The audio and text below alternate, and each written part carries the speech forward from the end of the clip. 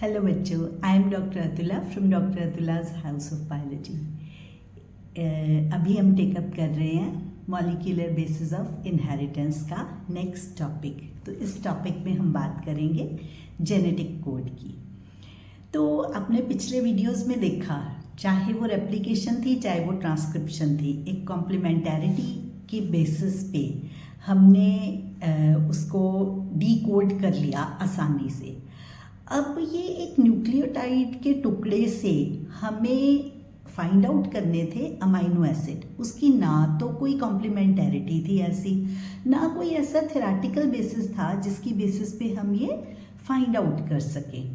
तो this was a very tedious process. इस चीज़ को पकड़ने के लिए बहुत सारे अलग अलग फील्ड ऑफ साइंटिस्ट की ज़रूरत थी। तो थोड़ा थोड़ा सबने टेकअप किया, किसी ने कोई काम किया, किसी ने कोई, और अल्टीमेटली हमने जेनेटिक कोड डिसिफर कर लिया। तो उसके लिए सबसे पहले हम जिस साइंटिस्ट की बात करते हैं दैट इज़ जॉर्ज गैमो। वो एक फिजिशियन था जिसने ये कहा कि जैसे नाइट्रोजीनस बेसिस 4 हैं, तो इन नाइट्रोजीनस बेसिस से ही हम फाइंड आउट कर सकते हैं। तो अगर हम देखें 4 से, तो सिर्फ 4 अमाइनो एसिड्स ही फाइंड आउट होते थे। तो अगर ये 2 होते, ग्रुप ऑफ 2 में होते, तो वो 4 into 4 करके 16 फाइंड आउट हो पा सकते थे। तो इसीलिए उन्होंने ये बोला, गैमो ने, कि ये 4 into 3 64, मतलब कि ये कोडॉन जो है वो एक ट्रिपलेट है। तो 64 अगर बन रहे हैं हमारे पास, हमें पता है कि 20 अमाइनो एसिड्स टोटल है। तो इसका मतलब क्या हुआ कि एक पॉसिबिलिटी है कि कुछ कोडॉन्स ऐसे होंगे जो एक अमाइनो एसिड को मोर देन 1 कोडॉन से हम डिपिक्ट करते हो सकते हैं। तो यहाँ से एक प्रोसेस स्टार्ट हुआ जेनेटिक कोड की फॉर्मेशन का। इसी फील्ड में सेकंड बात अगर हम करें तो सेकंड कंट्रीब्यूशन है हरगोबिंद खुराना की। इन्होंने क्या किया, केमिकली सिंथेसाइज किया न्यूक्लियोटाइड को। इससे पता चल गया कि हाँ, हम नाइट्रोजीनस बेसिस को कंबाइन करके ऐसे फाइंड आउट कर सकते हैं। तो Hargobind Khorana was the second scientist. अब नेक्स्ट जो है मार्शल निरनबर्ग का, जो सेल फ्री कल्चर था, उससे फाइंड आउट हुआ कि प्रोटीन सिंथेसिस अल्टीमेटली हम डिसिफर कर पाए जेनेटिक कोड को। फॉलोड बाय सेवेरो ओकोआ ने एंजाइम ढूंढा था पॉलीन्यूक्लियोटाइड फॉस्फोरिलेज। तो यहाँ से आरएनए को पॉलीमराइज करना पॉसिबल हुआ टेम्पलेट इंडिपेंडेंट फैशन में। तो ये जो चीज़ कि हमें टेम्पलेट नहीं पता तब भी हम इसको कोड को डीकोड कर सकें, तो वो चीज़ जो थी that was responsible for ultimately finding out genetic code. तो इस चीज़ से जब ये जेनेटिक कोड सारे रिसर्चर्स को कंबाइन किया गया, तो अल्टीमेटली जेनेटिक कोडॉन्स जो हैं वो अलग अलग अमाइनो एसिड्स से फाइंड आउट हो गए। तो आप फिगर में देख सकते हो कैसे बनाया गया। एक सेट सीक्वेंस में, UCAG सीक्वेंस में, हमने कोडॉन्स को 3 साइड्स ऑफ द स्क्वायर पे लिख लिया है। इस में हम जैसे चेकर बोर्ड में बनाते हैं डाइहाइब्रिड स्क्वायर, उसमें क्रॉस के अंदर मेंडलिज्म में, उसी तरह से 16 कॉलम्स बनाएंगे। लेकिन उन कॉलम्स में एक कॉलम में 4 हम कोड्स को लिख रहे हैं। तो इसका मतलब क्या है, हम अगर देखें, आप देख सकते हो फर्स्ट कॉलम में UCAG, that is the first letter. Second letter ऊपर आपको दिखाई दे रहा है हॉरिजॉन्टली, और थर्ड लेटर जो है वो हर कॉलम में UCAG हम पकड़ रहे हैं। तो अल्टीमेटली ऐसे करके जेनेटिक कोड को डिसिफर कर लिया गया। इस जेनेटिक कोड में अगर हम देखें, अब हमें पता है AUG इज इनिशिएटर कोडॉन। ये AUG का डुअल फंक्शन है, इनिशिएट भी करता है प्रोसेस को, and it also codes for methionine. इसी तरह से 3 स्टॉप कोडॉन्स हैं, they are UAA, UAG and UGA। They do not code for any amino acid, इसीलिए इन्हें स्टॉप कोडॉन्स बोलते हैं। क्योंकि यहाँ पर आकर, क्योंकि कोई भी RNA है ही नहीं जो कि इसको आइडेंटिफाई कर सके, इसीलिए वो किसी भी अमाइनो एसिड को कोड नहीं करता। तो इसका मतलब क्या हुआ, 61 कोडॉन्स ऐसे हैं जो कि मल्टीपल उसको अमाइनो एसिड्स को कोड कर रहे हैं। तो मतलब 20 amino acids coded by 61 codons. तो इसका मतलब क्या हुआ, कोडॉन इज डीजेनरेट। डीजेनरेट का मतलब क्या है कि एक amino acid can be coded by multiple codons. इसमें से इसके अलावा हम देख सकते हैं कि कुछ ऐसे हैं जो ऑलमोस्ट 6 कोडॉन्स से कोड हो रहे हैं, कुछ ऐसे हैं जो सिंगल से हो रहे हैं। AUG एक हमने किया मेथियोनाइन, इसी तरह से UGG ट्रिप्टोफैन भी सिंगल कोडॉन से ही कोडेड है। तो इसकी अगर हम सेलिएंट फीचर्स देखें तो टोटल 61 कोडॉन्स हैं जो कि कोड करते हैं 20 अमाइनो एसिड्स को। 3 जो हैं कोडॉन्स ऐसे हैं जो किसी चीज़ के लिए कोड नहीं करते, we call them stop codons. एक कोडॉन एक ही अमाइनो एसिड के लिए कोड कर सकता है एंड यूनिवर्सली हर जो कोडॉन है उसका सेम ही कोड होगा। यहाँ पर कुछ एक्सेप्शंस हैं, जैसे माइटोकॉन्ड्रिया के अंदर और इसी तरह से हमारे पास कुछ बैक्टीरिया के अंदर ऐसी एक्सेप्शन है, अदरवाइज ये यूनिवर्सल इन नेचर है। इसी तरह से it is red in a contiguous fashion, मतलब दिस इज कॉमनलेस, कोई पंक्चुएशन नहीं है और एक के बाद एक हम कंटिन्यूसली इसे रीड करते हैं। And it is non overlapping also, कि मतलब 3 बेसिस जो आपने पहले पढ़ लिए उसके बाद नेक्स्ट 3 ही पढ़ोगे, उस पुराने वाले को आप अगले अमाइनो एसिड के लिए नहीं यूटिलाइज कर सकते।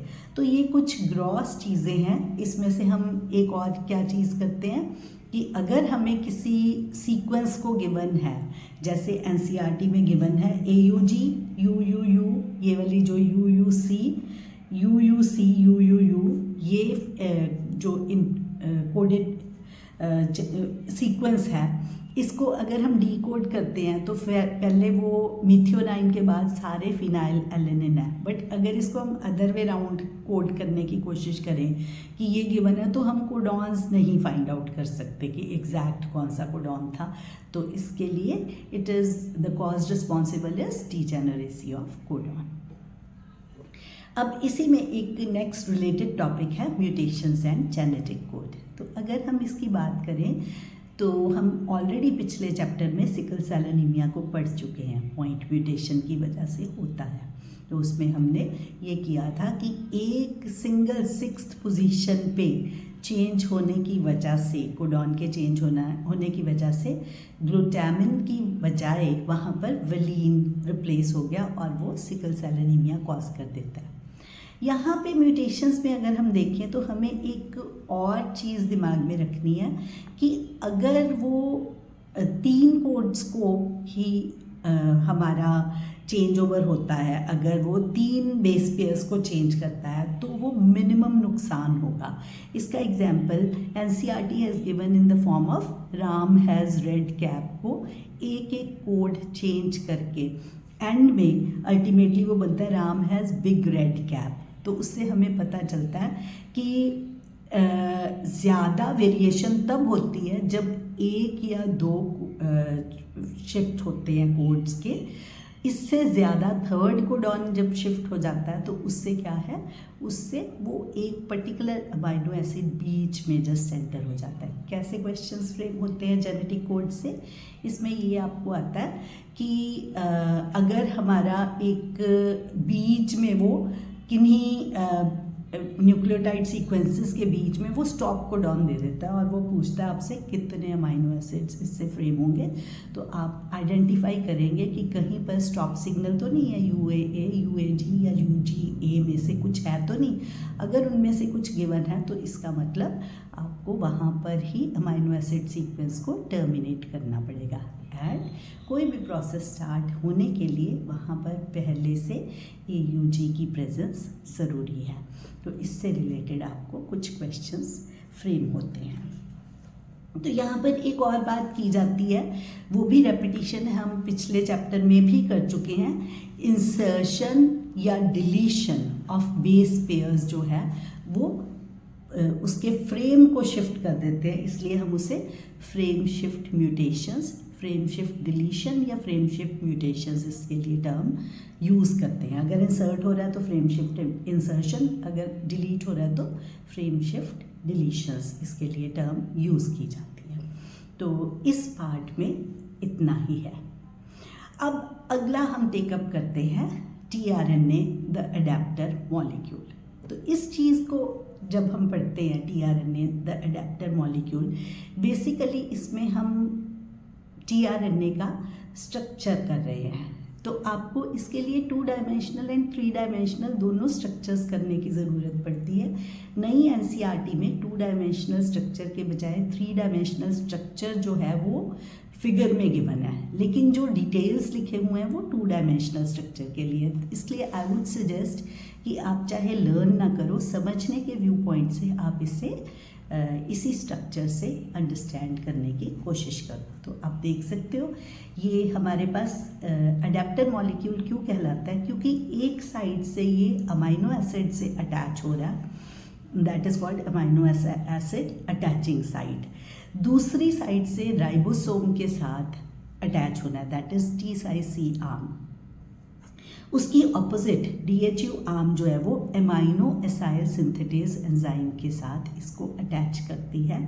एंड सामने वाला बिल्कुल opposite to amino acid attaching site we have anticodon. Anticodon अपने कॉम्प्लीमेंट्री कोडॉन को रिकग्नाइज करके उसको अमाइनो एसिड को अटैच करने में हेल्प करेगा।